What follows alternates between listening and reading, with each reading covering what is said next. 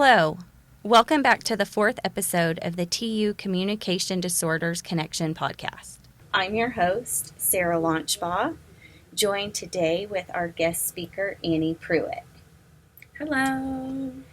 Annie is a recent graduate of our master's program, but also did her undergraduate studies at TU. And Annie is going to talk to us today about our first realm or first area of the Big Nine that we're going to dive into here on the podcast, and that's social or pragmatic language. So Annie, what does social or pragmatic language mean to you? Social and pragmatic language is just like the social norms or all of that body language and everything that's beyond speech that we use to communicate and interact with everyone else. Yes. So body language, what's another example? Eye contact, like personal space, introductions, really any way that you need to interact with somebody, like classroom etiquette, how you talk to different people, how you talk to children versus how you talk to adults or elderly, showing respect. All of that falls in the pragmatic language area. Yes, all of those kind of subtle social cues that we're just supposed to be able to figure out, but that are very difficult to figure out sometimes. Yes, so that's one thing that we definitely work on is depending on what culture you're in and what social norms are for that culture is how we determine what to work on in therapy for pragmatic language. Yes, great. And Annie, what experience did you have with pragmatic language during your time in the clinic or maybe at one of your extern sites?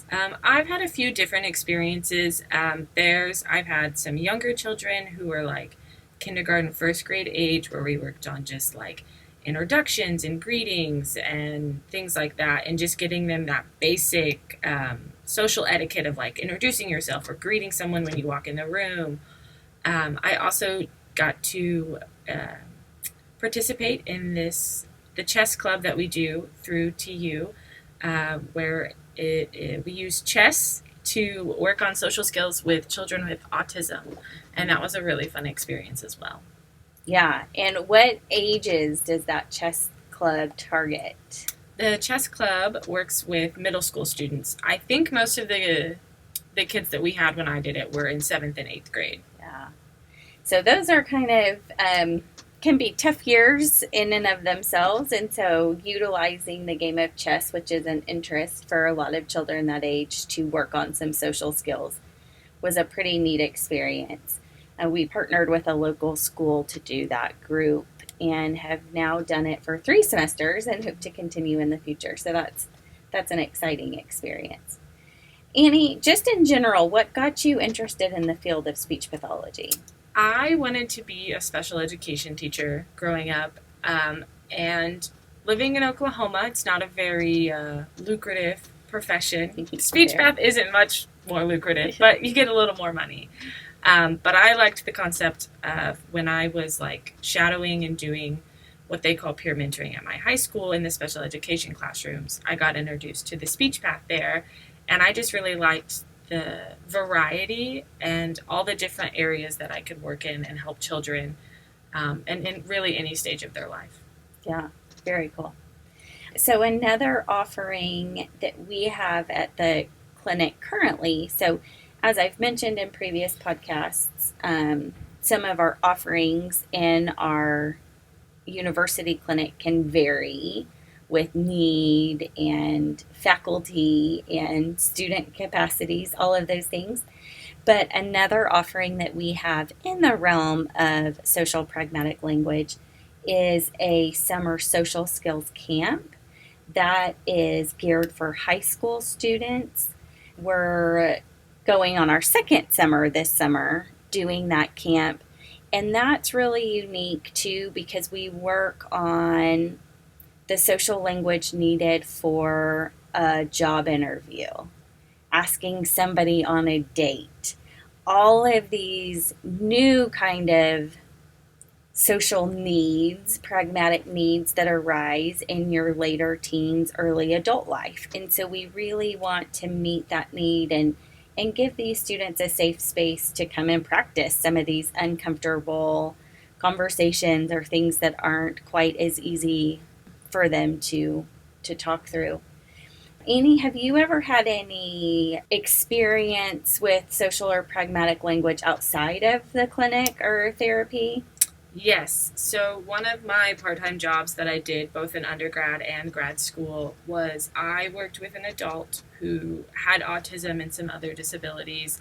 And one of the things we worked on is like how to like build rapport in the community, and kind of goes along with the social skills camp. Like how as an adult, after these kids graduate high school, like how do they prepare themselves for the real world? So we work on things like ordering food at a restaurant or talking to the cashier at the store when you like purchase something. So like everyone does that awkward small talk. Like, hi, how are you? I'm good. I'm fine. Things like that to us seem really natural and normal, even though we still find it awkward. But for especially some people on the spectrum and other kids, it's a real struggle for them. And so that's another experience I have. Yeah, absolutely. Great example. Okay, Annie. So I have a question now as to how does somebody get evaluated if a parent or a family member has a concern about social pragmatic language? What does that evaluation process look like? So, depending on if you are doing it through a school or if you are like coming to a private practice, it looks a little bit different. So, through TU, which is like a clinic, you do some observations, maybe how they interact with children, and it's a lot of talking to the parents.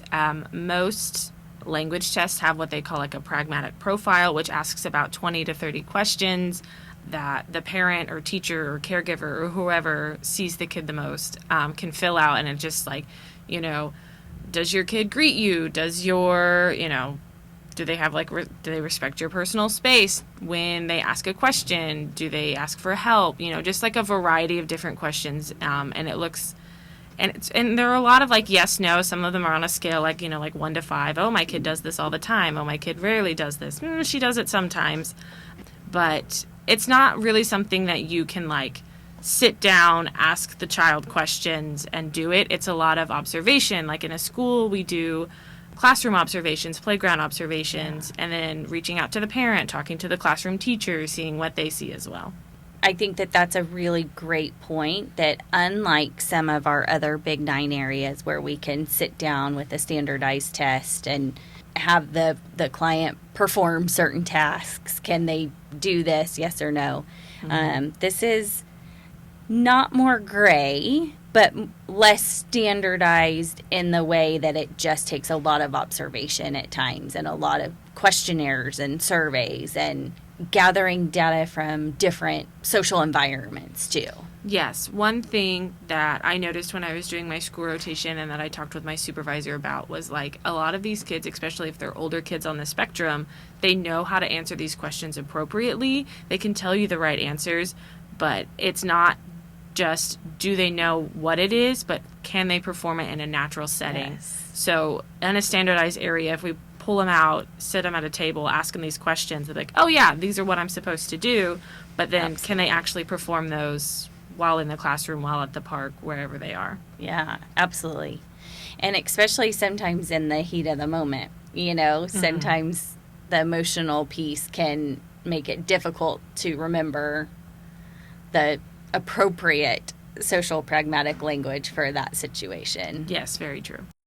So, Annie, when you think about clients who would come to the clinic or that you might see in one of our job sites that need services in the realm of social pragmatic language, are those individuals only individuals with autism, or would this type of therapy, social skills, benefit other groups, other individuals, other disorders?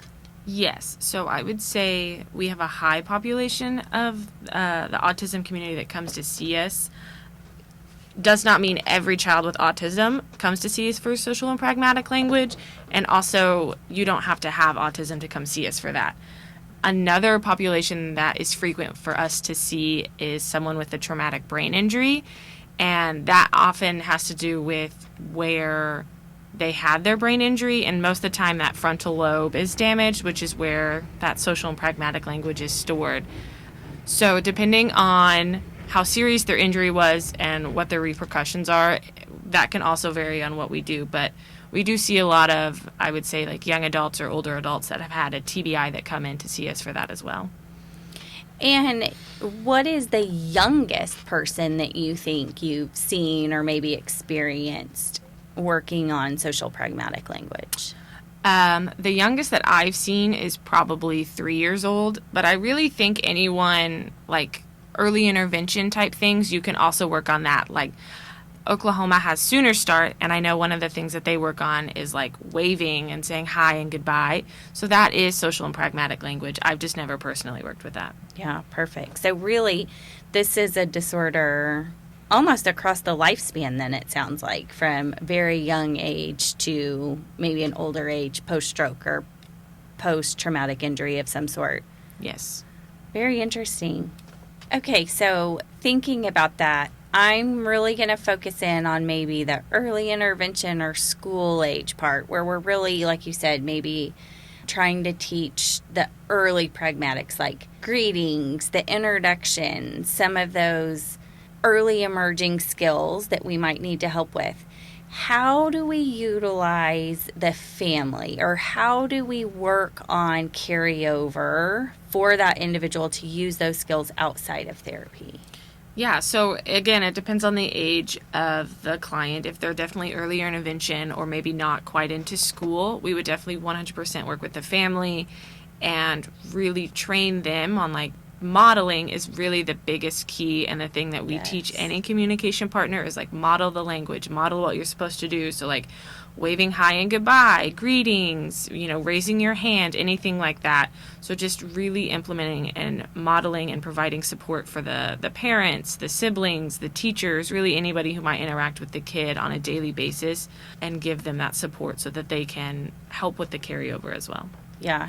That's I just really vital piece, I think, is that we can teach the skills and help them understand the skills and the importance of them, but really they've got to be practicing outside of the therapy room or the group setting or whatever that is. And so just sharing that information and maybe some of those strategies with others in their environment really sets them up for success. Yeah, I would say this area of our field definitely has the most carryover and what we need to educate with the communication partners versus some of the other aspects, because it is a social piece and you can't practice your social cues or anything like that without another person there.